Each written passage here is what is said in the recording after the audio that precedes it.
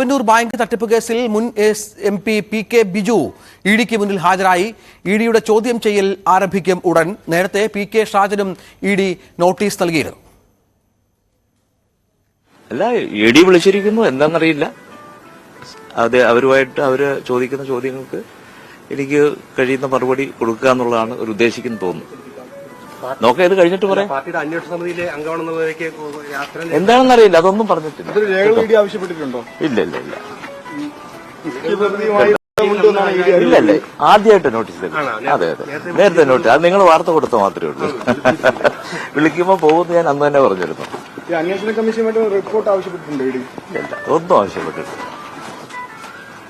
PK ബിജുവിൽ നിന്ന് ഈ കേസുമായി ബന്ധപ്പെട്ടുകൊണ്ട് നിരവധി വിവരങ്ങൾ അന്വേഷണ സംഘത്തിന് അറിയാനുണ്ട്. അതിൽ ഏറ്റവും പ്രധാനമെന്ന് പറയുന്നത് റിപ്പോർട്ട് സംബന്ധിച്ച ഉള്ള വിവരങ്ങൾ തന്നെയാണ് കൂടുതലായിട്ട് അറിയേണ്ടത്. PK ബിജുവിനെ തട്ടിപ്പുമായി ബന്ധപ്പെട്ട മുഴുവൻ വിവരങ്ങളും അറിയാമെന്ന രീതിയിൽ തന്നെയാണ് ഇഡിക്ക് മുന്നിലേക്ക് എത്തിയ പലരും തന്നെയും മൊഴി നൽകിയിട്ടുള്ളത്. അതിൽ ഏറ്റവും പ്രധാനം ജിജോർ എന്ന വ്യക്തി നൽകിയിരിക്കുന്ന മൊഴിയാണ്. നേരത്തെ ജിജോറിനെ പലതവണ അദ്ദേഹം തൃശൂരിലെ നഗരസഭാ കൌൺസിൽ കൂടിയാണ്.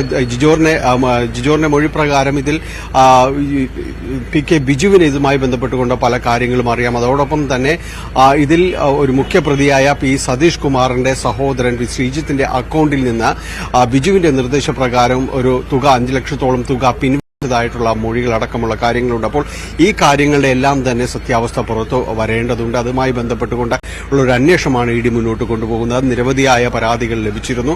അതിൽ CPM ഭാഗത്തുനിന്ന് പലരെയും തന്നെ ഈ കേസിലേക്ക് വീണ്ടും ചോദ്യം ചെയ്യേണ്ടതുണ്ട് എന്ന നിലപാടിലേക്ക് ഇഡി എത്തിയിരുന്നു. MM വർഗീസിനെ ചോദ്യം ചെയ്യാൻ നോട്ടീസ് നൽകിയിരിക്കുന്നു. അതോടൊപ്പം തന്നെ നേരത്തെ ചോദ്യം ചെയ്ത വിട്ടയച്ചിരുന്ന AC മൊയ്തീൻ അടക്കമുള്ളവരെ വീണ്ടും വിളിപ്പിക്കുമെന്ന സൂചന തന്നെയാണ് നിലവിലുള്ളത്. PK ബിജു മുൻ MP ഇഡിയുടെ ചോദ്യം ചെയ്യലുകൾക്ക് മുന്നിലാണ് സഹകരണ ബാങ്ക് തട്ടിപ്പുമായി ബന്ധപ്പെട്ടുള്ള വിവരങ്ങൾ തേടുകയാണ് ഇഡിയുടെ ലക്ഷ്യം.